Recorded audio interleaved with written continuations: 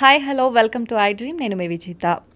పిల్లల విషయానికి వస్తే ఎన్నో రకాల ఆలోచనలు ఉంటూ ఉంటాయి పేరెంట్స్కి. అసలు వాళ్ళ ఫుడ్ విషయం అయితే ఏంటి, స్లీప్ విషయం అయితే ఏంటి, ఇంకా ఏ రకంగా అయినా సరే ఎన్నో రకాల ఆలోచనలు, సందేహాలు, ఆ డౌట్స్ అన్ని క్లియర్ చేయాలంటే మనతో పాటు వాటికి సంబంధించిన ఇన్ఫర్మేషన్ అంతా తెలిసిన ఎవరో ఒక పర్సన్ అయితే ఉండాల్సిందే. ప్రస్తుతం నాతో పాటు ఉన్నారు డాక్టర్ షర్మిల గారు, సీనియర్ కన్సల్టెంట్ పీడియాట్రిషియన్. ఇప్పుడు మేడంతో మాట్లాడి మన సందేహాలన్నింటినీ క్లియర్గా అడిగి తెలుసుకుందాం.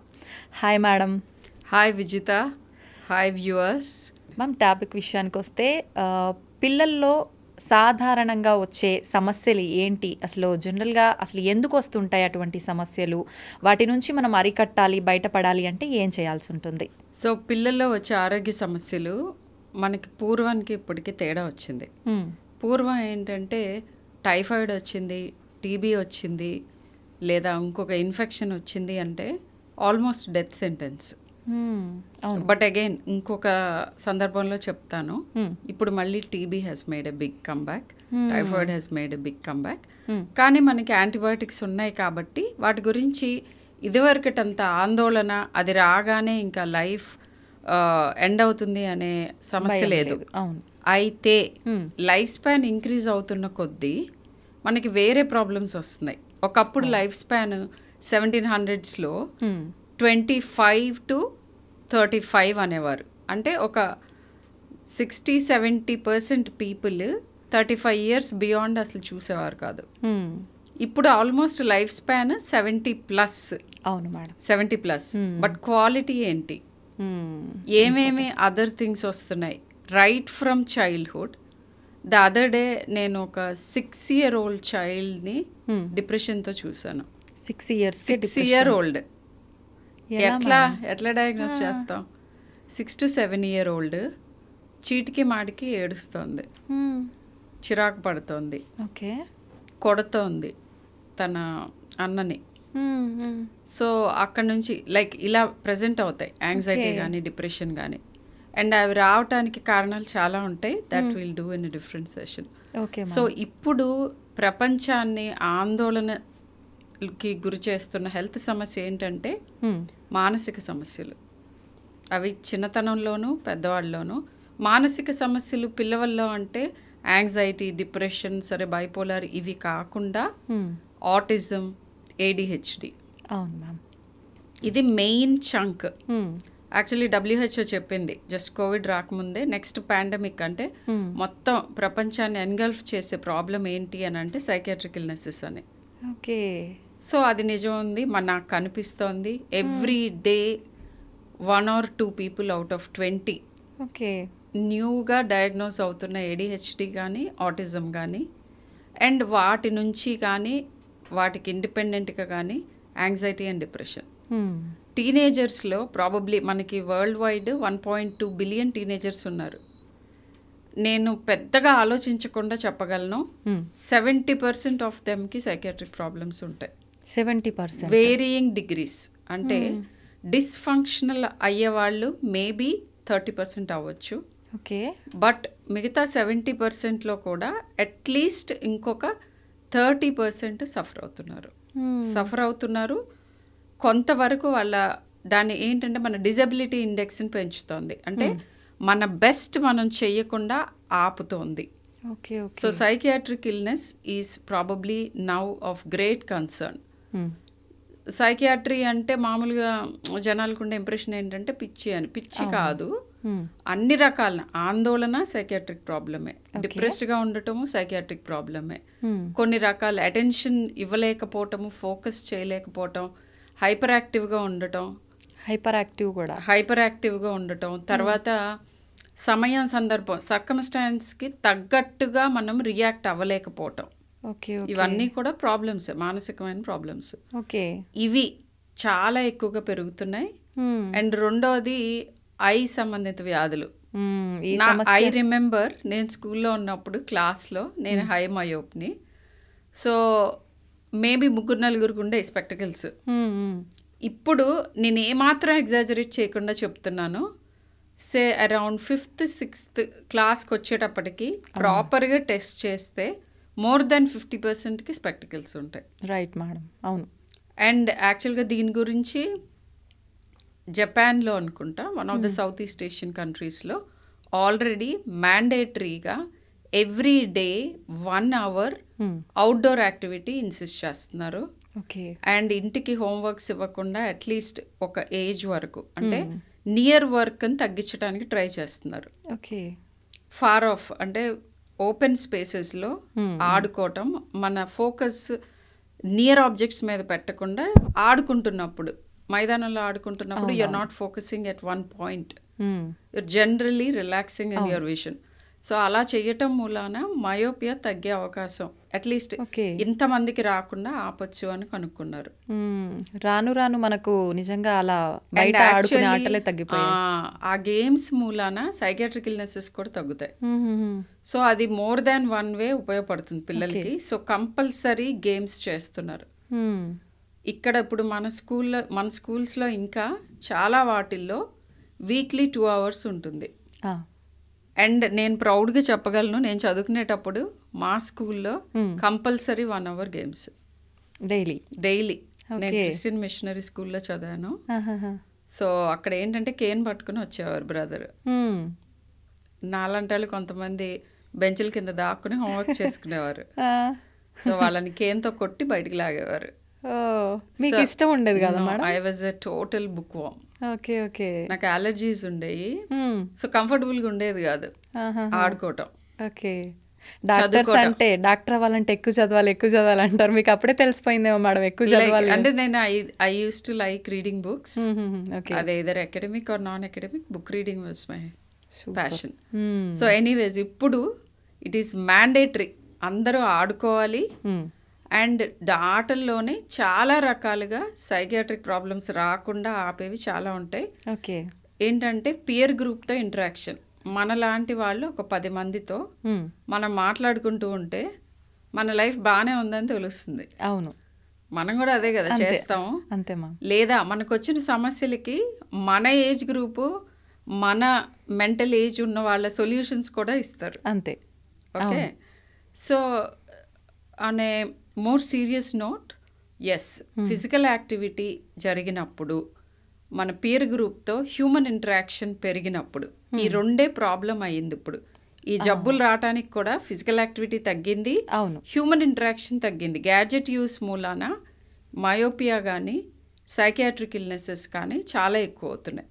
ఓకే. గ్యాడ్జెట్ యూస్ గురించి చేసిన కొన్ని స్టడీస్లో almost 8 hours per day, western కంట్రీస్లో చేశారు ఇది. 8 hours per day యావరేజ్గా చిల్డ్రన్ గ్యాడ్జెట్స్కి ఎక్స్పోజ్ అవుతున్నారు. ఎట్లా అంటే వాళ్ళకి both academic and non academic usage. So ఇప్పుడు కూడా మన దగ్గర స్కూల్స్ని కూడా మేము అంతా డిజిటలైజ్ చేస్తున్నాము, గ్యాడ్జెట్స్లో చెప్తున్నాం. It's not a good thing. కానీ జనరల్గా పేరెంట్స్ అట్లాంటి వాటికి చేస్తారు. సో అది మనం ఎలానో మార్చలేం కాబట్టి నాన్ అకాడమిక్గా ఇంట్లో మళ్ళీ గ్యాడ్జెట్స్ ఇవ్వటం తగ్గించాలి. ఓకే. సో యావరేజ్గా 2 ఏళ్ల లోపు పిల్లలకి, నేను ఇది చాలాసార్లు అన్ని వీడియోస్లోనే ఇది మాట్లాడతాను, నేను totally against gadgets. Screen time గురించి ఎంతమందికి ఇది తెలిస్తే అంత మంచి జరుగుతుందనే ఆశతో చెప్తున్నాను. బిలో 2 years పిల్లలకి అసలు గ్యాడ్జెట్స్ జోలికి వెళ్ళనివ్వద్దు. గ్యాడ్జెట్స్ లో నుంచి మీరు నేర్పించేవి ఏ రకంగానూ పని చేయవు. చాలా మంది మంత్స్ బేబీస్ కూడా తినిపించేటప్పుడు ఫోన్ ముందు పెడుతున్నారు మేడం. ఫోన్ ముందు పెడుతున్నారు, దాంట్లో నుంచి రైమ్స్ చెప్తే, ఏబిసిడీలు చెప్తే, 1 2 3లు చెప్తే, అవును, వాళ్ళు మళ్ళీ ప్యారెట్స్ లాగా చెప్తూ ఉంటే చాలా నేర్పించేసాము అని హ్యాపీగా ఫీల్ అవుతున్నారు. నేను the youngest child who showed features of autism is 8 months old. 8 months. And ఒక 1.5 month హిస్టరీలోకి వెళ్తే ఆల్రెడీ గంటల తరబడి ఫోన్లు చూపిస్తున్నారు ఆ పాపకి. ఓకే. ఆపితే వితిన్ 1.5 months పాప రెస్పాన్సెస్ డిఫరెంట్గా ఉన్నాయి. ఆటోమేటిక్ చేంజ్ అయిపోతాయా మేడం? చేంజ్ అయినాయి ఆ పాపలో. అది స్క్రీన్ ఇండ్యూస్డ్ కాబట్టి. ఓకే. ఓకే. ఆటిజంలో చాలా రకాలు ఉంటాయి. సో కావాలని వాళ్ళ బుర్రలన్నీ పాడు చేయకుండా ముందే చాలా ఉన్నాయి ఎన్వైరన్మెంట్లో. అవునవును. సో మీరు కూడా యాడ్ ఆన్ చేయొద్దు. సో ఇప్పుడు సైకియాట్రిక్ ఇల్నెసెస్, ఐ సంబంధిత problems, auto immunity. Okay. So ఇవి మెయిన్గా ప్రపంచాన్ని ఎన్గల్ఫ్ చేస్తున్నాయి. ఇన్ఫెక్షన్స్ కూడా రెసిస్టెంట్ ఇన్ఫెక్షన్స్ వస్తున్నాయి. ఓకే. రెసిస్టెంట్ ఇన్ఫెక్షన్స్ అంటే ఇప్పుడు ట్యూబర్క్లోసిస్ ఉంది, డ్రగ్ రెసిస్టెంట్ ట్యూబర్క్లోసిస్ ఎక్కువైంది. ఓకే. హెచ్ఐవి మూలాన అవ్వచ్చు, లేదా ఇతరత్ర ట్రీట్మెంట్ తీసుకోకుండా హెచ్ఐవి ఉన్నవాళ్ళు లేని వాళ్ళకి, టీబీ వచ్చిన వాళ్ళకి కరెక్ట్గా ట్రీట్మెంట్ తీసుకోకుండా వాటిల్లో ఆ బగ్స్ రెసిస్టెన్స్, యూజువల్ మందులన్నిటికీ రెసిస్టెన్స్ వచ్చింది. ఓకే. సో ఇలానే ఇన్ఫెక్షన్స్ కూడా ఇంకా సిగ్నిఫికెంట్గా ఇండియాలో ఇంపార్టెంటే, ప్రాబ్లం కాజ్ చేసేవి. కానీ వెస్టర్న్ వరల్డ్ లాగానే మనకు కూడా సైకియాట్రిక్ ఇల్నెసెస్ ఎక్కువైనాయి. మేడం, మీరు ఇప్పుడు చెప్పిన వాటన్నిటితో పాటు ఖచ్చితంగా ఫుడ్ కూడా ఇంపార్టెంట్. ఫుడ్ విషయానికి వస్తే చాలా మందిలో ఈ మధ్య కాలంలో నాన్ వెజ్ ఫుడ్ తీసుకుంటే బెటరా, వెజ్ ఫుడ్ తీసుకుంటే బెటరా అని చెప్పి, నిజంగా రెండిట్లో ఏది బెటర్ అంటారు మేడం? ఇది చాలా complex and difficult question, but I think నేను సింపుల్గా ఆన్సర్ చేయడానికి ట్రై చేస్తాను. Okay ma'am. ఫుడ్ ఏదైనా కూడా, అది వెజిటేరియన్ సోర్స్ అయినా నాన్ వెజిటేరియన్ సోర్స్ అయినా, ప్రతిదానికి మనం మెయింటైన్ చేయాల్సింది బ్యాలెన్స్. ఓకే. కంప్లీట్గా వెజిటేరియన్ ఫుడ్ తింటూ ఓకే అన్నీ సాధించవచ్చు. Right from a very fit body to a fit mind and health. Okay. అయితే ఓన్లీ నాన్ వెజిటేరియన్ ఫుడ్ తిని అలా సాధించలే. ఓకే. కానీ ఓన్లీ నాన్ వెజిటేరియన్ ఫుడ్ నాకు తెలిసి ఓన్లీ యానిమల్స్, ప్రాబబ్లీ కొన్ని యానిమల్స్ తింటేమో, కానీ హ్యూమన్ బీయింగ్స్ ఎవరు తినరు. అవును అవును మ్యామ్. ఓకే. సో మిగతా వాళ్ళందరూ మిక్స్డ్ డైట్ తీసుకుంటారు, అది చాలా వరకు. అయితే మోతాదులు ఎంత? ఇప్పుడు చూస్తున్నాను పిల్లల్లో చాలామంది అసలు నోట్లో వెజిటేబుల్స్ పెట్టుకోరు. వెజిటేరియన్ ఫుడ్ అంటే వాళ్ళ డైట్లో ఉన్నది రైస్, చపాతీలే, అంతే, ఇంకంతే. అంటే ఒట్టి కార్బ్స్, మేజర్గా కార్బ్స్. ఇక వెజిటేరియన్ ఫుడ్లో ఉన్న సుపీరియారిటీ దేంట్లో నుంచి ఉంటుంది, నాన్ వెజిటేరియన్ ఫుడ్లో ఏది మంచిది చెప్తాను. Okay ma'am. So proteins, carbohydrates, fats, minerals and vitamins మనకి మెయిన్గా అవి, అండ్ డైరీ. ఓకే. సో ఇది మన ఫుడ్ కాంపోజిషన్. సో వీటిల్లో ప్రోటీన్స్ అనేది నాన్ వెజిటేరియన్ ప్రోటీన్స్ లో ఈజీగా వెరైటీ ఆఫ్ ఎమినో యాసిడ్స్ని తెచ్చుకోవచ్చు. ఓకే. కానీ నాన్ వెజిటేరియన్ ప్రోటీన్స్తో పాటు నాన్ వెజిటేరియన్ ఫుడ్లో ఫ్యాట్ కంటెంట్ ఎక్కువ ఉంటుంది. పర్టికులర్లీ రెడ్ మీట్ తినకూడదు. రెడ్ మీట్ అంటే mutton. Okay. So non vegetarian ఫుడ్లో ఏవి మంచివి అని అంటే top on the list fish వస్తుంది. ఓకే. తర్వాత చికెన్, తర్వాత మిగతావి. ఓకే. అండ్ అంటే ఎగ్ని మనం సెపరేట్గా తీసుకుంటే egg is good. Okay. Okay. కానీ నెంబర్ ఆఫ్ గ్రామ్స్ ఎంత కావాలి ఇవి క్యాలిక్యులేట్ చేసుకోవాలి. ఓకే. చాలామంది నాన్ వెజ్ ఫుడ్ అని అంటే యూజువల్గా ఇండియాలో ఏం చేస్తారంటే ఒక 3-4 pieces, average size pieces, lot of rice. అవును. That is how they eat. And మధ్యలో గ్రేవీ. సో ఇలా కాదు. చిన్నప్పటి నుంచి ఎలా అలవాటు చేయాలంటే రైస్ ఎంత, చపాతీలు ఎన్ని అనేవి మనకి ఫిక్స్డ్ ఉంటుంది క్వాంటిటీ. ఒక స్మాల్ కప్ అని ఏజ్ వైజ్గా ఉంటుంది. పీడియాట్రిక్స్లో చెప్పడం కష్టం. 1 year old ఎంత తినాలి, 10 year old ఎంత తినాలి అంటే చాలా డిఫరెంట్గా ఉంటుంది. ఓకే. అన్లైక్ అడల్ట్స్ అందరూ ఆల్మోస్ట్ అంతే, ఒక స్మాల్ కప్ ఆఫ్ రైస్ ఉంటుంది. సో మీ ఏజ్ రిలేటెడ్గా మీరు తెలుసుకోవచ్చు ఈచ్ చైల్డ్కి. అది కాన్స్టెంట్ ఉంచుకొని అంతే ఉంటుంది. అండ్ దానికంటే ఎక్కువ తక్కువ నీడ్ బేస్డ్గా కొద్దిగా ఒక 25% less or more or maybe skip చేస్తాను అంటే ఇవి స్కిప్ చేయమని పిల్లల్ని. ఓకే. కర్రీస్ కంపల్సరీ ఇన్సిస్ట్ చేయాలి. ఓకే. నాన్ వెజ్ ప్రతి పూట తినచ్చు కావాలంటే. Okay. But quantity is important. ఎన్ని గ్రాములు చికెన్ తినాలి అది తెలుసుకోవాలి, నెంబర్ 1. రెండోది ఇంకా ఇంపార్టెంట్ది, ప్రతి మీల్లోనూ వెజిటబుల్స్ ఉండాలి. ఓకే. అది 3 రకాలుగా తినచ్చు. ఒకటి రాగా సాలడ్స్ లాగా తినచ్చు. సాలడ్స్ మన ఇండియాలో దొరికే మామూలు వెజిటబుల్స్తో కూడా సాలడ్స్ చేసుకోవచ్చు.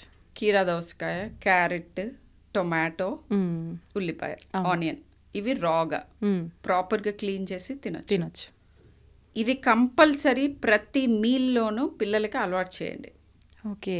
జస్ట్ బీట్రూట్, వీటిల్లో ఏదో ఒకటి బాయిల్డ్ పీస్, గ్రీన్ పీస్, వీటిల్లో కార్న్, ఇవన్నీ మనకి ఈజీగా దొరుకుతాయి. అవును మ్యామ్. పాలకూర వెల్ వాష్డ్ అండ్ ఇది సార్టెడ్. తర్వాత క్యాబేజ్ క్యాబేజ్ తినలేము రాగా చాలా మంది, సో లెటూస్ అని ఉంటుంది దాని కౌంటర్ పార్ట్, క్యాబేజ్ లాంటిది, అలాంటివి తినచ్చు. ఓకే. ఇది కాకుండా బ్రాకోలీ, బెల్ పెప్పర్స్, వీటన్నిటితోటి ఏమి చేయక్కర్లేదు, వీటిని జస్ట్ రాగా తినచ్చు. ఓకే. లేదా సెమీ బాయిల్డ్గా తినచ్చు. ఓకే. బీన్స్, క్యారెట్, బ్రాకోలీ ఆబ్వియస్గా కొంచెం సెమీ బాయిల్ చేయాలి, కంప్లీట్ రా తినలేము. అవును. వాష్ చేసి ఇవి ప్రతి మీల్లోనూ ఫస్ట్ ఇవి పెట్టండి. ఇవి తిన్న తర్వాత ఇవ్వండి వాళ్ళకి కావాల్సింది. అసలు ముందు వాటి పేర్లు చెప్పగానే చూపియగానే పిల్లలు వద్దు అని పారిపోతారు కదా. నేను చెప్పిన ఈ ఎంటైర్ గ్రూప్ లో ఒక 8-9 చెప్పాను. అవును మ్యామ్. డెఫినెట్ గా ఏదో ఒకటన్నా తింటారు. చిన్నప్పుడే అలవాటు చేయాలి అవి. అవును. ఓకే. సే అరౌండ్ 2 years ఏజ్ అట్లా. ఎలా అలవాటు చేయాలంటే మనం తింటూ ఇవ్వాలి. Like I use to say, ప్రతి దానికి set an example. Okay. Onion తినే ఇష్టపడే వాళ్ళు కాస్త ఇది నచ్చని వాళ్ళకి కుక్డ్ వెజిటబుల్స్. ఓకే. ఆర్ ఐడియల్గా ఎలా తినాలి అని అంటే కొద్దిగా సాలడ్, కొద్దిగా కుక్డ్ వెజిటబుల్. ఎందుకంటే ఈ రా ఫామ్లో అన్ని వెజిటబుల్స్ తినలా. అవును. అండ్ వెజిటబుల్స్లో నేను కొన్ని తింటాను అంటే అసలు యాక్చువల్గా అది ఐడియా ఏంటి, రకరకాలు ఎందుకు తినాలి అంటే బెండకాయలో ఉండే మినరల్, రిచ్గా ఉండే మినరల్ బీరకాయలో ఉండదు. బీరకాయలో రిచ్గా ఉండే మినరల్ దొండకాయలో ఉండదు. సో సైక్లింగ్, ఒకరోజు బెండకాయ తింటే ఒకరోజు బీరకాయ తిని ఒకరోజు బ్యాలెన్స్ చేయడానికి. సో ఇలానే ఈ సాలడ్ ఫామ్లో ఉన్నాయి కూడా little bit of everything, or at least వీటిల్లో అట్లీస్ట్ 1-2 ఈజీగా తింటారు. అవును మ్యామ్. సో ట్రై చేస్తూ ఉండాలి చాలా రిలెంట్లెస్గా, ఒక సంవత్సరం పాటు మళ్ళీ ఇస్తూ ఉంటే వీటిల్లో కుక్డ్ కానీ రా కానీ ఏదో ఒకటి తిని తీరాలి అని ఒక రూల్ పెట్టాలి. సో అది vegetable. Okay. And next the other important plant based food is fruit. So fruits కూడా ఇలానే అనమాట, చాలా ఉంటాయి ఫ్రూట్స్. ఏదో ఒక fruit everyday once or twice. Ideal is to eat 2 helpings అంటారు, లేకపోతే 1 big fruit once a day at least. ఇవి మ్యాండేటరీ చేసేయాలి. ఆకలి వేస్తుంది, suppose your child likes something, ఇష్టం లేని ఫస్ట్ ఇవ్వండి.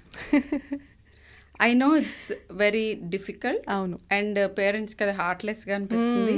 బట్ ఒక సంవత్సరం కనుక మీరు అట్లా హిట్లర్స్ లాగా బిహేవ్ చేస్తే ఐ థింక్ చాలా వరకు ప్రాబ్లమ్ సాల్వ్ అవ్వచ్చు. అవును మ్యామ్. రా వెజిటేబుల్ ఆర్ ఇది. సో వెజిటేబుల్స్లో coming back to it, fat content తక్కువ ఉంటుంది. ఓకే. ప్రోటీన్ గ్రేట్ క్వాలిటీ లేకపోయినా అన్ని రకాల పప్పులు, చోలే రాజ్మా, ఇలా అన్ని రకాలుగా తీసుకొస్తే ఏమవుతుందంటే ఒక దాంట్లో లేనిది ఇంకోటి కాంపెన్సేట్ చేసి బ్యాలెన్స్డ్గా అన్ని న్యూట్రియంట్స్ వెజిటేరియన్ ఫుడ్ ఇవ్వగలదు. నాన్ వెజ్ తినేటప్పుడు కూడా నేను చెప్పినట్టుగా ప్రోటీన్ సోర్స్ కింద నాన్ వెజ్ యూస్ చేసుకునే వాళ్ళు మిగతా విటమిన్స్, మినరల్స్, వైటమిన్స్, మినరల్స్ ఇవన్నీ అండ్ వాటిలో లేని అమైనో యాసిడ్స్ కోసం వెజిటేరియన్ సోర్సెస్ కూడా తీసుకోవాలి. అండ్ ఇప్పుడు ఇన్ఫ్లమేషన్ గురించి లేకపోతే దీని గురించి టాక్ ఎక్కువగా ఉంది, గట్ హెల్త్ గురించి.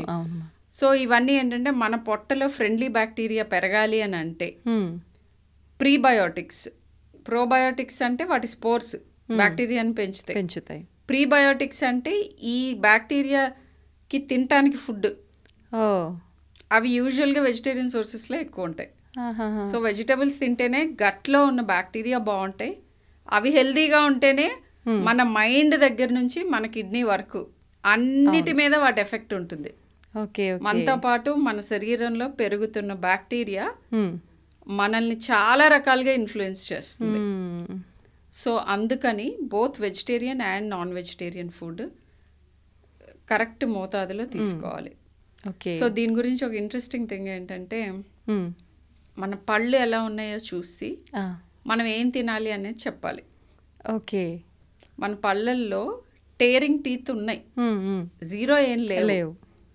కాకపోతే ఒక కార్నివోరస్ యానిమల్ అంటే కంప్లీట్గా నాన్ వెజ్ తినే యానిమల్ పలు వరుస, మన పలు వరుస కంప్లీట్గా వెజిటేరియన్ తినే యానిమల్ తినే పలు వరుస ఇవన్నీ కంపేర్ చేస్తే మనం సమ్వేర్ ఇన్ బిట్వీన్ ఉన్నాయి మన పలు వరుస. అవును మ్యామ్. సో మనం అవి తినచ్చు, కానీ majority of the teeth vegetarian ఫుడ్కి అనువుగా ఉన్న టీత్ ఉన్నాయి మనకి. ఓకే.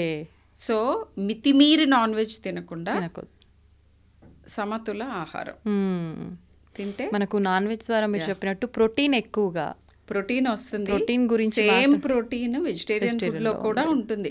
వెజిటేరియన్స్ తింటే ప్రోటీన్ సరిపోదు అట్లేం లేదు, కానీ అమౌంట్ తెలియదు. వెజిటేరియన్ ఫుడ్ తినే వాళ్ళు ఎక్కువ మంది కార్బ్స్ ఎక్కువ తింటారు, ప్రోటీన్ తక్కువ తింటారు. అలా కాకుండా ప్రోటీన్ కంటెంట్ పెంచుకొని వెరైటీ ఆఫ్ ప్రోటీన్ ఇంక్లూడ్ చేసుకుని, కొత్త పప్పు ఒకటే కాదు, చోలే, రాజ్మా, సోయాబీన్స్, వేరే గింజలు అండ్ పప్పు, ఇవన్నిటిని కలుపుకొని కరెక్ట్ క్వాంటిటీలో తింటే లో ఫ్యాట్ తో గుడ్ ప్రోటీన్ వస్తుంది. నాన్ వెజ్ లో ఏంటంటే high quality protein with high amount of fat ఉంటుంది. అవును. సో నాన్ వెజ్ తినే వాళ్ళు ఫ్యాట్ కంటెంట్ తక్కువ ఉన్న నాన్ వెజ్ చూస్ చేసుకోవాలి. ఎక్కువ బెటర్ ఆప్షన్ అయితే fish and chicken, obviously eggs. So sea food other than fish, sea ఫుడ్ని, మటన్ని కంప్లీట్గా అవాయిడ్ చేయాలి. చేస్తే మంచిది. ఆర్ వన్స్ ఇన్ వైల్ తినాలి. ఓకే మేడం, ఇందాక మాట్లాడుకున్నట్టు వెజిటేబుల్ విషయానికి వస్తే ఫ్రూట్స్, వెజిటేబుల్స్ మాట్లాడుకున్నాం కదా, రా వెజిటేబుల్స్ ఇలాంటివన్నీ ఈవినింగ్ టైంలో తినొచ్చా మేడం? ఎర్లీ మార్నింగ్ టైంలోనే తినాలా? ఏదైనా కూడా అంటే ద ఆర్డర్ ఆఫ్ ఈటింగ్ అని ఉంటుంది. ఈవినింగ్ కూడా సాలడ్స్ తినొచ్చు. Salad, only salad and protein తినేసి కూడా you can end up your meal carbs తగ్గించి. చిల్డ్రన్ విషయంలో I won't say that. Children లో అన్ని తినాలి, పెద్దవాళ్ళు కూడా కార్బ్స్ తినాలి. ప్రపోర్షన్ వేరీ అవుతుంది, కానీ ఆల్మోస్ట్ మనకి సే అరౌండ్ 40% కార్బ్స్ ఉండాలి, 30% ఫ్యాట్స్, 30% ప్రోటీన్స్ అట్లా తినాలి. అంటే నేను చాలా గ్రాస్ గా చెప్తున్నాను, ఇది అందరికీ ఇదే వర్తిస్తుంది. సాలడ్స్ మీల్ బిగినింగ్ లో తినమంటారు. అండ్ స్వీట్ ఏదన్నా తింటున్నప్పుడు sweet dish along with big meal at the end little bit, and అదే మీల్లో మీరు తింటున్న కార్బ్స్ ని కట్ చేయాలి. మీరు ఫుల్గా ఫుడ్ అంతా తిన్న తర్వాత నాకు స్వీట్ క్రేవింగ్ ఉందని స్వీట్ కూడా తిని అన్ని తింటే మీరు స్వీట్ తింటున్నప్పుడు కొంతవరకు కార్బ్స్ కట్ చేయండి, అది షుగర్ కదా. సో మీరు ఈ సాలడ్ తో పాటు ప్రోటీన్ తో పాటు కొద్దిగా స్వీట్ తిన్నప్పుడు మీ బ్లడ్ షుగర్ అంత స్టీప్ గా ఫాస్ట్ గా జొయ్యమంటే అట్లా లేవకుండా, ఇన్సులిన్ లెవెల్స్ పీక్ చేయకుండా అన్నిటితో కలిపి తిన్నప్పుడు అంత ఎక్కువగా ఎఫెక్ట్ ఉండదు. అది ఎప్పుడు మోతాదులో తింటే అంతే. అన్ని పోర్షన్స్ ఎంతెంత అనేది, portion size is very important either for weight loss or for weight gain. Okay madam. Madam, ఫుడ్తో పాటు నిద్ర కూడా ఇంపార్టెంట్. ఇప్పుడు ఏ సమస్య, హెల్త్ ఇష్యూ ఏదొచ్చినా డాక్టర్స్ దగ్గరికి వెళ్తే ఆబ్వియస్లీ మీకు ఫుడ్, డైట్ ఇంపార్టెంట్, దాంతోపాటు స్లీప్ ఇంపార్టెంట్. మీకు స్లీప్ కరెక్ట్గా ఉందా అని అడుగుతుంటారు. నిజంగా అంత మెయిన్ రోల్ పోషిస్తుందా madam sleep? Sleep, exercise, food, ఈ మూడు మనకి చాలా important. Physical activity, food and sleep. వీటిల్లో టాప్ ఈ స్లీప్. తర్వాతే ఫుడ్, తర్వాత exercise, top sleep. And very ఎంత ఇంపార్టెంట్ అని అంటే స్లీప్ లేని స్టేట్ ఒకటి మనం తీసుకురాగలిగితే ఎవరికన్నా దే కెన్ డై. అంత ఇంపార్టెంట్. సో మీకు I do not no, like ప్రిజనర్స్ని వాళ్ళని స్లీప్లెస్నెస్కి గురి చేస్తారు, 3rd డిగ్రీ అంటే. అది ఎంత అంటే అంత చిత్రవద అనమాట మన బాడీస్కి. నిజంగా నరకమే మేడం. అంతే కదా. సో యూజువల్గా ఏమవుతుందంటే మనుషులు కంప్లీట్గా స్లీప్ డిప్రైవేషన్ ఎవరికి వాళ్ళు కాజ్ చేసుకోలేరు. అవును, నిద్రపోతారు. మీరు కూర్చునో, నుంచునో, పడుకునో, పల్టీ కొట్టా నిద్రపోతారు. అంతే. సో 2 to 3 వీక్స్ కనుక స్లీప్ విపరీతంగా డిప్రైవ్ అయితే it can lead to death. Of course, it won't happen to anyone. But there is a disorder, familial insomnia. దాంట్లో 8 months to 24 months లోపల ఆ డిజార్డర్తో పుట్టిన వాళ్ళు చనిపోతారు. వాళ్ళకి నిద్ర ఉండదు, చనిపోతారు. సో స్లీప్ అంత ఇంపార్టెంట్. స్లీప్ అంత ఇంపార్టెంట్. స్లీప్లో అగైన్ స్లీప్ ఎలా ఉంటాయి, స్లీప్ అంటే క్వాంటిటీ ఒకటి, క్వాలిటీ ఒకటి, రెండు important. Good quality sleep for enough number of hours. నాకు చాలా మందికి ఐ థింక్ అనుమానం, what is the right quantity of sleep అని. ప్రతి ఒక్కరిలో ఉంది మేడం ఈ డౌట్. ఉంది కదా.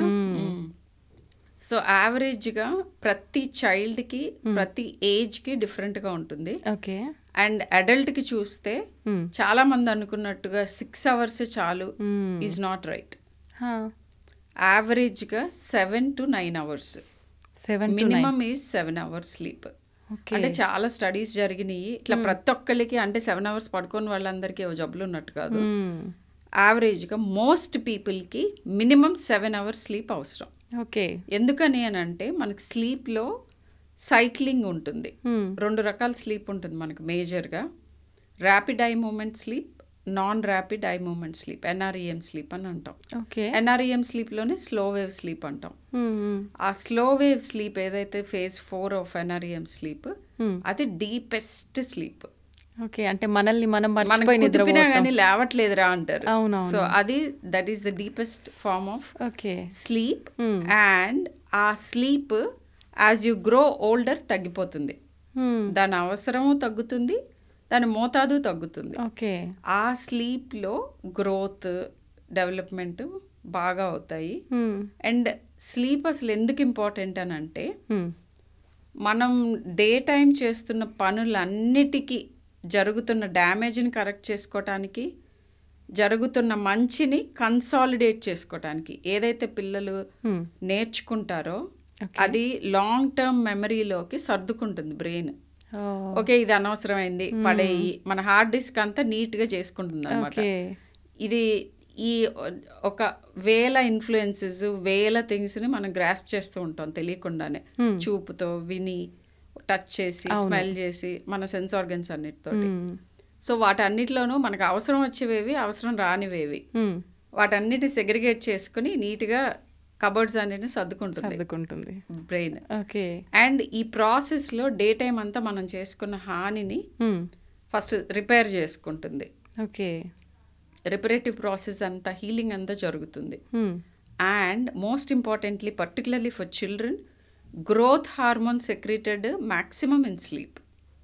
స్లీప్ పీరియడ్స్లో, ఎక్సర్సైజ్ పీరియడ్స్లో గ్రోత్ హార్మోన్ పీక్స్ వస్తాయి. ఏ ఏజ్ వరకు మేడం ఇది? గ్రోత్ ఉన్నంత కాలం, దట్స్ లైక్ టిల్ 18-21. ఓకే. సో అండ్ ఈ చాలా మానసిక రుగ్మతలు కి స్లీప్కి లింక్ ఉంది. ఓకే. నార్మల్గా ఏమీ ప్రాబ్లం, జెనెటిక్గా ఏం ప్రాబ్లం లేని వాళ్ళకి కూడా స్లీప్ గురించి కనుక మనం జాగ్రత్త తీసుకోపోతే వాళ్ళకు కూడా యాంగ్జైటీ, డిప్రెషన్ ఇవన్నీ ఎక్కువ మోతాదులో కలిగే అవకాశం ఉంటుంది. సో ఇప్పుడు particularly sleep problems are going to be the most important problems in future. కాకపోతే స్లీప్ ఏంటంటే ఇట్ ఈస్ రిలేటెడ్ టు మన ఫిజికల్ యాక్టివిటీ, మన ఫుడ్, మన ఫిజికల్ హెల్త్, మెంటల్ హెల్త్, ఇవన్నీ సరిగ్గా ఉంటే తప్ప స్లీప్ సరిగ్గా ఉండదు. సో అది ఇండికేటర్ అనమాట. అసలు మన హెల్త్ బాగుంది, ఎవరన్నా శుభ్రంగా నిద్రపోతున్నారు, లేచిన వెంటనే ఫ్రెష్ ఉన్నారు అంటే 90% వాళ్ళకి హెల్తీ పీపుల్ అనమాట. సింపుల్ అది.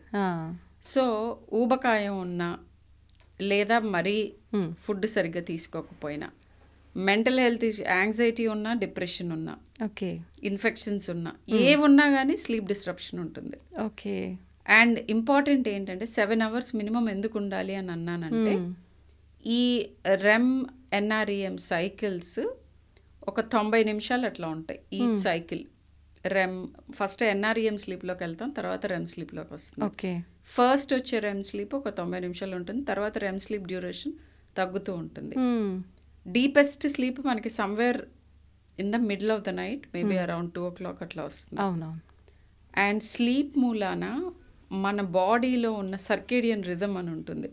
అంటే సన్లైట్ ఉన్నప్పుడు ఒకటి ఉండాలి, సన్లైట్ లేనప్పుడు ఒక హార్మోన్ సెక్రెట్ అవ్వాలి, ఇమ్యూనిటీ, ఇంకా స్లీప్కి కనెక్షన్ లేని ఆర్గన్ ఏం లేదు.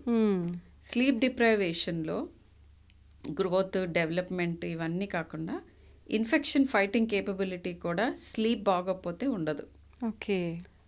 అండ్ పేరెంట్స్కి లెర్నింగ్ కేపబిలిటీస్ ఎఫెక్ట్ అవుతాయి అని చెప్తే తప్ప వాళ్ళు అసలు గ్రాస్ప్ చేయరు. ఇవన్నీ ఇప్పుడు నేను చెప్పినవన్నీ పర్లేదా అంటారు. అంతే.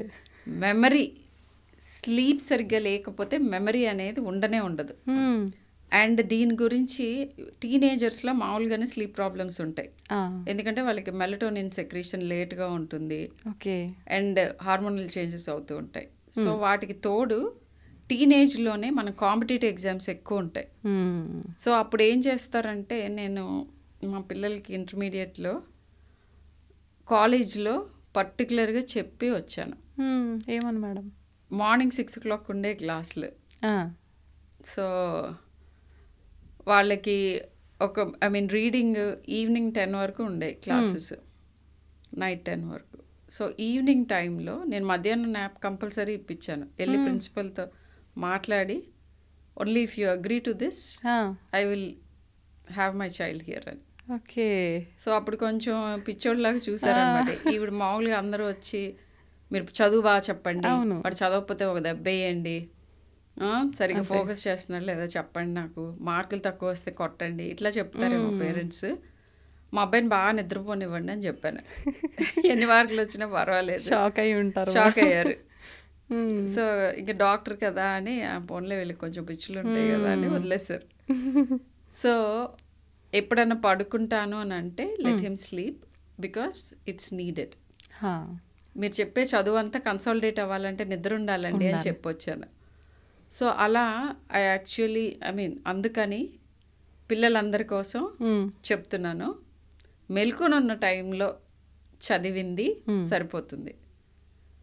9 గంటలు బియాండ్ నిద్ర అవసరం పడుతుంది అంటే క్వాలిటీ ఆఫ్ స్లీప్ ఎలా ఉందో చూడండి. ఊబకాయం ఉన్న వాళ్ళకి క్వాలిటీ ఆఫ్ స్లీప్ సరిగ్గా ఉండదు. బ్రీతింగ్ ఇష్యూస్ వస్తాయి. ఆక్సిజనేషన్ సరిగ్గా ఉందా లేదా. అండ్ ఇంకొకటి, గురక పెడతంటే అబ్బా గురక పెట్టి నిద్రపోతున్నాడు చక్కగా అంటారు. That's not true. గురక పెట్టే వాళ్ళందరికీ స్లీప్ క్వాలిటీ బాగున్నట్టే almost. Louder the snore the more serious the problem.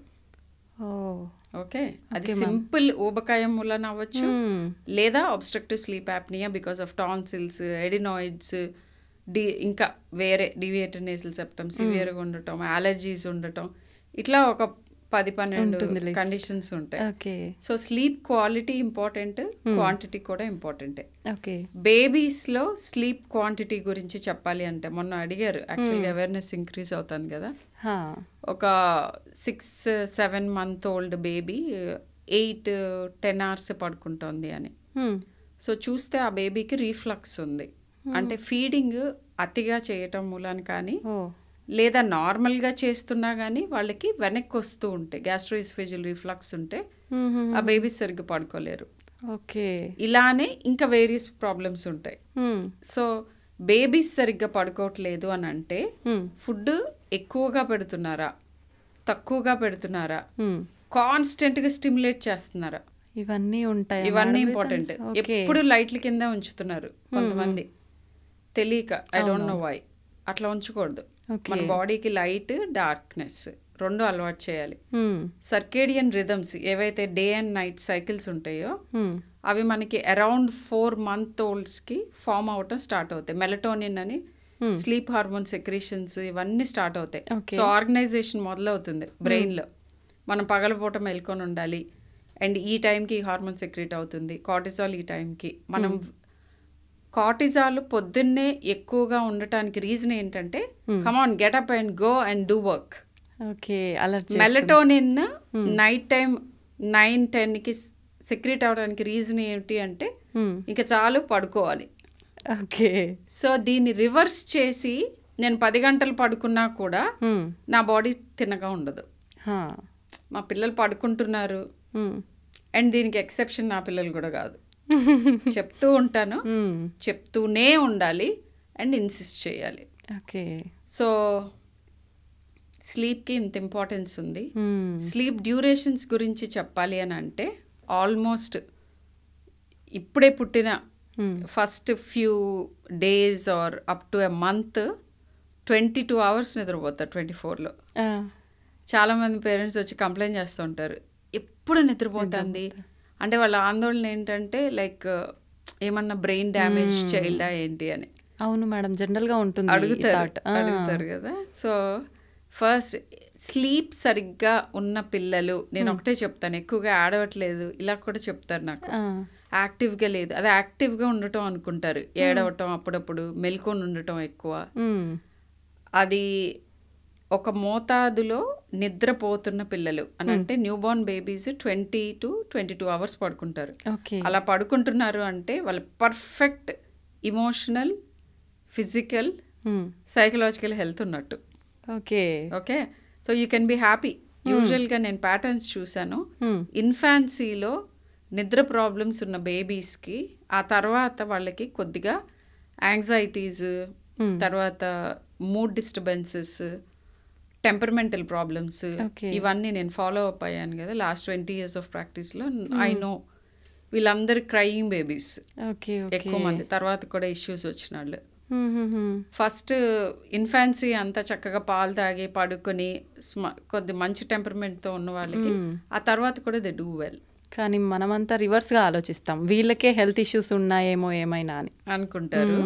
So అలా మొదలు పెడితే 4 months 10 months అట్లా వచ్చేటప్పటికి ఆల్మోస్ట్ లైక్ యావరేజ్గా పిల్లలకి ఆ 22 hours దగ్గర నుంచి 10 yearsకి వచ్చేటప్పటికి, ఒక 2 yearsకి వచ్చేటప్పటికి 10 to 12 hours వచ్చేస్తుంది. ఓకే, ఆ తర్వాత ఇంకా తగ్గుతుంది, అరౌండ్ 10 hours 8 to 10 hours వస్తుంది. టీనేజర్స్లో కూడా 8 to 10 hours కావాలి. వాళ్ళు లేట్గా పడుకుంటారు కాబట్టి లేట్గా లేవటానికి ఇష్టపడతారు. సో అది దానికి విరుగుడు ఏంటంటే you have to make them be physically active in the evening. 4 to 6 మధ్యలో ట్రెమెండస్గా ఫిజికల్ యాక్టివిటీ చేసే వాళ్ళకి స్లీప్ ప్రాబ్లమ్స్ తగ్గుతాయి. బాడీ అలసిపోయిన 6 తర్వాత ఉండకూడదు, 6 తర్వాత చేయకూడదు, 6:30 తర్వాత don't try to do gym. పెద్దవాళ్ళకి కూడా ఇది ఉపయోగపడుతుంది. అండ్ పిల్లల్ని అతిగా స్టిమ్యులేటరీ యాక్టివిటీస్ చేయకూడదు. పడుకునే ముందు వార్మ్ బాత్ డెఫినెట్గా అది స్లీప్ని, అది scientifically proven, it does good for you. తర్వాత మొనోటనస్ యాక్టివిటీ, స్టిమ్యులేటరీ, ఇప్పుడు వెనకాల బ్యాక్ లిట్ స్క్రీన్స్ కానీ అలాంటివి కాకుండా పుస్తకాలు పట్టుకోగానే నిద్ర వస్తుంది అంటారు, అదే బెటర్ ఆప్షన్ అది. అంతే, పుస్తకాలు పట్టుకోపించడం. అక్కడ వరకు తీసుకెళ్ళడమే పెద్ద టాస్క్. పుస్తకాలు అందరూ ఇంట్లో గ్యాడ్జెట్స్ అన్ని ఆఫ్ చేసి అందరూ పుస్తకాలు పట్టుకొని ఒకళ్ళతో ఒకళ్ళు పట్టుకొని మంచిగా. అండ్ ఇప్పుడు కొత్తగా వైట్ నాయిస్ అని వస్తుంది, అది కూడా it is known to induce sleep. బేబీస్కి కానీ ఎవరికైనా కూడా. Good temperature of the room, light తగ్గించాలి. బ్యాక్గ్రౌండ్ ఇల్లంతా నాయిజీగా ఎవడ పనులు చేసుకుంటే వాళ్ళని పడుకోమంటే పడుకోరు. అవునవును, కంప్లీట్గా స్టిమ్యులేషన్ తగ్గించేసి. ఓకే, అందరూ ఆ టైంకి పడుకునేటట్టుగా ప్లాన్ చేస్తే ఆటోమేటిక్గా పిల్లలైనా పెద్దవాళ్ళైనా పడుకోవచ్చు. స్లీప్ చాలా మంది, కొంతమంది మొత్తం అంటే లైట్స్ అన్నీ ఆఫ్ చేసుకొని చీకట్లో పడుకుంటారు, కొంతమంది బెడ్ లైట్స్ ఉంటాయి. ఏది కరెక్ట్ మేడం అసలు నిజంగా? అది that's very individual variation. Minimize light as much. కంప్లీట్గా చీకటిగా మీకు నిద్ర పడుతుంది, ఎవరు అపోజ్ చేయట్లేదంటే దట్ ఈస్ ద బెస్ట్. కానీ యూజువల్గా ఏంటంటే when you get in to sleep, చాలా మందికి they don't want complete zero light, అందుకని ముఖం మీద పడకుండా ఎక్కడో ఒక చోట కాస్త అంతే. అండ్ యాక్సిడెంట్స్ అవ్వకుండా ఉంటాయి, ఒకళ్ళ మీద ఒకళ్ళు పడతాం, లేచినప్పుడు కాళ్ళు తనుకొని, ఇట్లాంటివన్నీ అవ్వకూడదని ఒక డిమ్ లైట్ అంటాం అంతే. ఓకే మేడం, నైట్ కరెక్ట్గా ఇప్పుడు మీరు అన్నంత అవర్స్ స్లీప్ సరిపోలేదు అంటే దాన్ని డే టైంలో బ్యాలెన్స్ చేయొచ్చు అంటారా? పర్వాలేదు అది కూడా? Mid afternoon naps, power naps, somewhere between 30 minutes to 45 minutes, less than an hour పడుకోవాలి ఎవరైనా కానీ day time. It should not be long sleep. ఇంకొకటి కామన్గా వచ్చే క్వశ్చన్ ఏంటంటే, మేము వీకెండ్స్ పడుకుని కాంపెన్సేట్ చేసుకుంటున్నాం అంటారు చాలా మంది adults.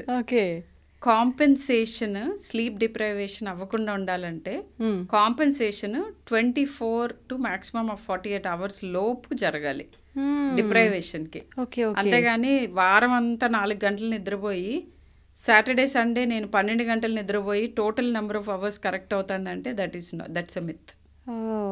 It won't in any way help you. In fact మన స్లీప్ వేక్ సైకిల్స్ +or-1 అంటే డిస్క్రిప్షన్ అది మాక్సిమం ఆఫ్ +or-1 అవర్స్లో ఉండాలి రోజు, కాన్స్టెంట్గా ఉండాలి. Okay okay.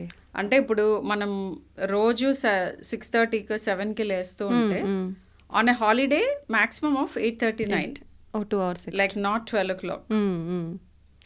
సో ఇది ఇలా ఉంటేనే అది good quality, good sleep hygiene అంటారు. కరెక్ట్గా అంటే అవర్స్ బ్యాలెన్స్ చేయాలంటే నైట్ పర్టికులర్ ఈ టైంకే పడుకోవాలి, మార్నింగ్ ఈ టైంకే లేవాలి. అప్పుడు మనకి ఉంది అట్లా. ఎందుకంటే మనకి మెలటోనిన్ అని స్లీప్ ఇండ్యూసింగ్ హార్మోన్ ఉంటుంది. ఓకే. అది ఆర్టిఫిషియల్ లైట్స్కి ఈవెన్ న్యాచురల్ లైట్కి అది సరిగ్గా సెక్రీట్ అవ్వదు. ఓకే. సరే, న్యాచురల్ లైట్ మనకి సూర్యుడు అస్తమించగానే పోతుంది. అవును. కానీ మనం ఈ లైట్స్ వేసుకుని అది సెక్రెట్ అవ్వకుండా ఆపుతున్నాం. ఓకే. సో అందుకని స్లీప్ ప్రాబ్లమ్స్ ఎక్కువ అవుతాయి. So dim light, darkness and right time. ఇప్పుడు యాక్చువల్గా మెలటోనిన్ ఒక క్రమంలో సెక్రెట్ అవుతుంది మనకి బాడీలో. అది న్యాచురల్గా 9ంటికి మీరు ఏం చేసినా సెక్రెట్ అవుతుంది. మీరు ఆపుకుని స్లీప్ కూర్చుంటే ఆ తర్వాత getting in to sleep problem అవుతుంది. ఓకే. ఆ నైస్ పీరియడ్, ఆ 9 to 10 మధ్యలో, 8 to 10 మధ్యలో is the good time to fall asleep. అది తప్పితే బియాండ్ 11 కనుక మీరు వెళ్తే falling asleep itself will be a problem. Okay okay. Or లేకపోతే సరిపడా స్లీప్ సరిపోక మీరు వేకింగ్ అప్ సేమ్ టైంకి వేకింగ్ అప్ ఉంటుంది, ఎందుకంటే రొటీన్స్ ఉంటాయి. సో అట్లా రోజు కొద్దిగా అప్పులోకి వెళ్ళిపోతుంది బాడీ, స్లీప్ అప్పులోకి, స్లీప్ డిప్రైవేషన్ డెఫిసిట్స్లోకి. వీటికి క్రానిక్గా ప్రాబ్లమ్స్ వస్తాయి. అప్పుడు మన బాడీలో సెక్రెట్ అవుతున్న కెమికల్స్ మొత్తాన్ని ఆల్టర్ చేసేస్తుంది. సో హ్యాపీనెస్ హార్మోన్స్ ఇవన్నీ కూడా చేంజ్ అయిపోతాయి. అందుకనే యాంగ్జైటీ అండ్ డిప్రెషన్ వస్తుంది. ఓకే. అనుకుంటారు చాలా మంది, అంటే మేము రోజు ఇట్లా చేస్తున్నాం, మాకేం అవ్వలేదు, మేము బాగానే ఉన్నాం కదా అని చెప్పి. చాలా మంది కాఫీ అండ్ టీతో మెల్కొని ఉంటారు. అవును ma'am. Those are artificial stimulants. అవి మెడికేషన్స్ అడిక్టివ్ మెడికేషన్స్. సో అవి లేకుండా, సపోజ్ కాఫీ టీలు లేకుండా మీరు ఎంతసేపు యాక్టివ్గా ఉండగలరు అనేది మీ actual activity level. Okay. So ఏమవుతుందంటే మనకి యూజువల్గా స్లీప్లో ఇంకా most important thing, sleep is linked to Alzheimer's disease. Alzheimer's అంటే మతిమరుపు వచ్చి మొత్తం కంప్లీట్గా ఎడినోసిన్ అనేది ఒకటి మనకి డే టైం అంతా తిరుగుతాము ఇవన్నీ చేస్తున్నప్పుడు బ్రెయిన్లో ఎడినోసిన్ బ్యాకప్ ఎక్కువ అక్యుములేట్ అవుతుంది. ఓకే. దాన్ని మెల్లగా ఒక చీపురు తీసుకుని ఊడ్చుకుంటుంది బ్రెయిన్. తీసేస్తే మనము రికవర్ అవుతూ ఉంటాం. సో యాక్చువల్గా కాఫీ టీ వాటి ప్రొడక్షన్ కొంచెం తగ్గించిన మన స్లీప్ వేక్ సైకిల్స్ని డిస్టర్బ్ చేస్తాయి. అందుకే ఆఫ్టర్ 4 o'clock స్టిమ్యులెంట్స్ ఏమి తీసుకోకూడదు. స్టిమ్యులెంట్స్ అంటే కాఫీ, టీ, కోక్, కెఫీన్ ఉన్నవి, స్మోకింగ్, ఇవన్నీ స్టిమ్యులెంట్స్. ఇవేవి మీరు తీసుకున్నా అవి మన స్లీప్ సైకిల్ని డిస్టర్బ్ చేస్తాయి. సో స్లీప్ ప్రాబ్లమ్స్ ఉన్న వాళ్ళకి ఫస్ట్ ఏమంటామంటే మీ కాఫీ టీ అమౌంట్ తగ్గించేసేయండి, నెంబర్ ఆఫ్ టైమ్స్ తగ్గించండి, మీరు తీసుకున్నది ఏదైనా కానీ బిఫోర్ 4 ఫినిష్ చేయండి. ఓకే. సో అట్లా అనమాట. సో పిల్లల్లో నేను చాలా సర్ప్రైజ్ అయ్యాను, కొంతమంది పిల్లలకు కూడా ఇస్తున్నారు కాఫీ టీ. సో పాలిస్తే తాగరని చెప్పి కాఫీ టీ ఇస్తున్నారు, ఏదో రూపంగా తాగుతారు కదా అని చెప్పి. అది ఎందుకు పనికిరాదు. ఇన్ఫాక్ట్ అది bad thing. Anything that is addictive, it's a drug, it should not be given. సరే, నేను అడల్ట్స్ గురించి I won't talk too much, but పిల్లలకి మాత్రం ప్లీజ్ ఇవ్వకండి. ఓకే. అడల్ట్స్లో కూడా ఒక సర్టెన్ అమౌంట్ మించి కాఫీ టీ తాగే వాళ్ళకి హెల్త్ ప్రాబ్లమ్స్ డెఫినెట్గా వస్తాయి. ఓకే. అసలు అంటే జనరల్గా ఎన్ని కప్ ఆఫ్ కాఫీ కానీ టీ కానీ తాగొచ్చు మేడం డైలీ? ఎంఎల్లో చెప్తూ ఉంటారు. ఐ థింక్ నాకు తెలిసి అడల్ట్స్కి it should not be beyond 100 ml. 100 to 150 ml max per day. Okay. So అది మీరు ఒకసారిగా తాగుతారా, లేకపోతే కొంచెం కొద్దిగా 25 ml అంటే ఏముంది, చాలా తక్కువ. సో అది ఎవరికి ఉండదు కాబట్టి most of the times it's just 1 average sized కప్తో 1 to 2 cups per day. Coffee tea పిచ్చున్న వాళ్ళు అయితే మన వేసుకుంటారు మేడం. బాగా చెప్పొచ్చారులేండి మీరు, మీకేం బాగా చెప్తారు. బట్ కానీ నిజం చెప్పాలి కదా. అంతే అంతే మ్యామ్, ఖచ్చితంగా. అంటే ఎవరికో ఒకరికి ఉపయోగపడుతుంది కదా మ్యామ్, వినేవాళ్ళు కూడా ఉంటారు. ఫస్ట్ నా ప్రయారిటీ పిల్లలు. అంతే అంతే, పిల్లలకి అట్లీస్ట్ అలవాటు చేయండి. నిజమే మేడం, మీరు చెప్పినట్టు నిజంగా చాలా మంది మార్నింగ్ పేరెంట్స్తో పాటు పిల్లలకి ఇచ్చేవాళ్ళు ఉన్నారు. ఎక్కువగా విలేజెస్లో చూస్తుంటాం టీలు వాళ్ళతో పాటు వీళ్ళకి ఇవ్వటం అట్లా. మొత్తానికి అంటే పడుకునే ముందు టీనేజ్ వాళ్ళైనా సరే ఎవరైనా సరే ఆఫ్టర్ 5 టీ కాఫీలు అసలు తాగకూడదు. పిల్లలకైతే డిస్టర్బ్ అవుతుంది. Okay, best thing is to exercise between 4 to 6. అంటే పిల్లల్ని బాగా ఆడుకోనివ్వాలి ఆ టైంలో. ఓకే, 6 బయట పరిగెత్తి హార్ట్ రేట్ పెరిగి చెమటలు కాదు అలసిపోయే రకంగా చేస్తే చాలా ప్రాబ్లమ్స్ సాల్వ్ అయిపోతాయి. ఓకే, ఇప్పుడు పిల్లలు ఇంట్రెస్ట్ చూపించట్లేదు మేడం అట్లాంటి ఆటలకి, పేరెంట్స్ ఎంకరేజ్ చేయట్లేదు చాలా వరకు. ఎందుకంటే like for various reasons.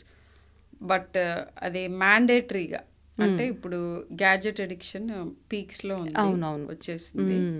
So దానికి ఒక మోతాదు, ఈ టైం నుంచి ఈ టైం వరకు నేను ఫ్రీ ఆఫ్ గ్యాడ్జెట్ ఉంటాను అని మీరు చెయ్యాలి అండ్ అది ఇంపోజ్ చేయాలి. ఓకే, ఇంపోజ్ చేయాలి. సో ఇంపోజ్ చేస్తే కనుక ఇవన్నీ ప్రాబ్లమ్స్. అండ్ కాన్స్టెంట్గా డిస్కస్ చేయాలి, చెప్తూ ఉండాలి.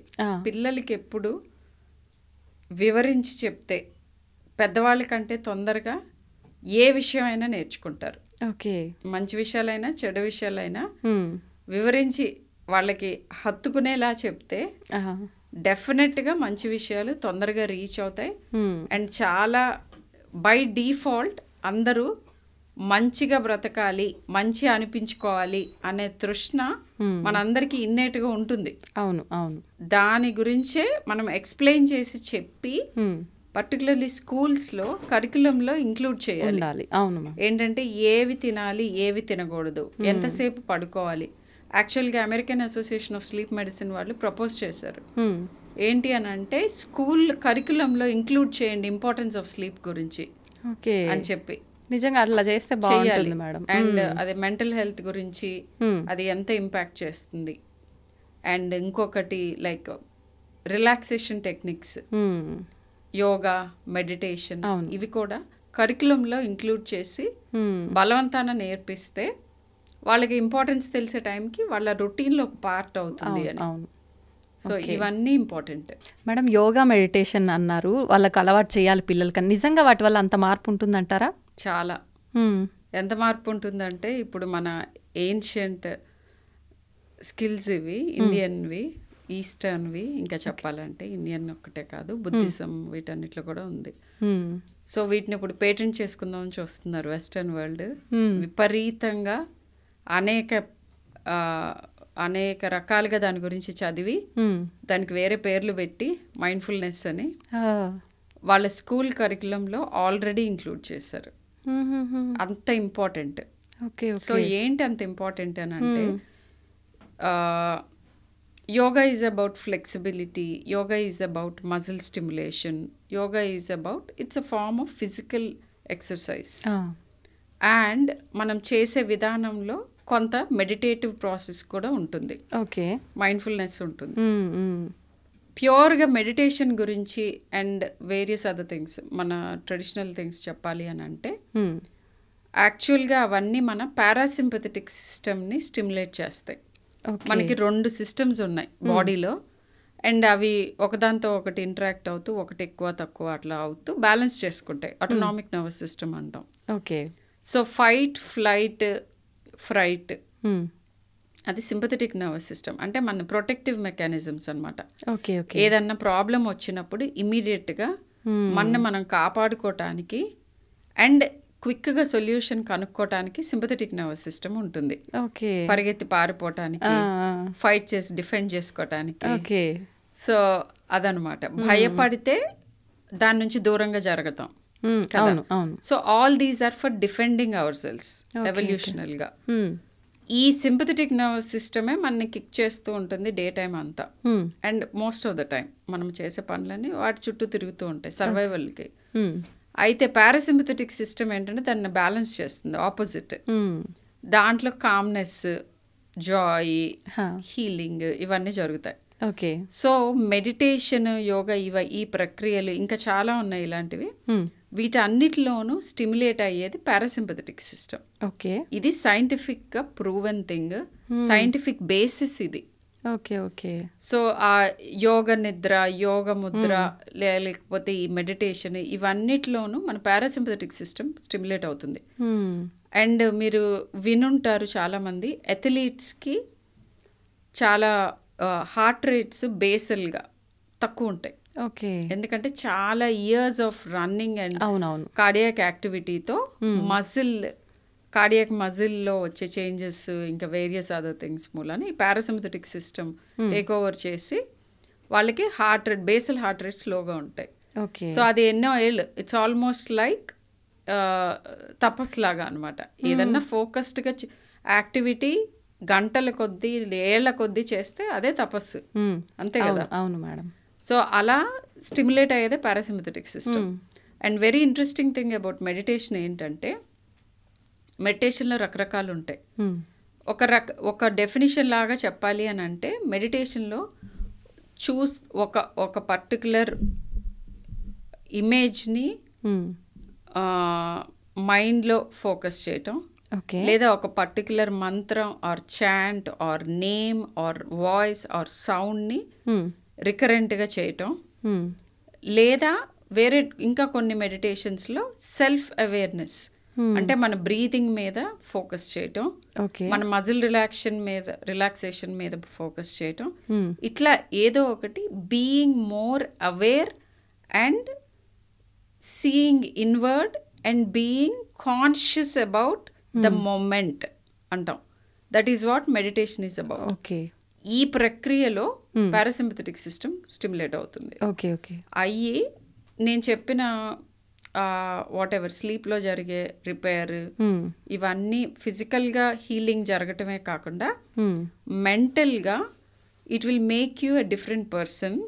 బికాస్ ఒక 3 న్యూరో ట్రాన్స్మిటర్స్ ఉన్నాయి మనకి. ఈ పర్టికులర్గా మెడిటేషన్లో స్టడీ చేసినవి డోపమిన్, సెరోటోనిన్ అండ్ గాబా అని ఉంటుంది.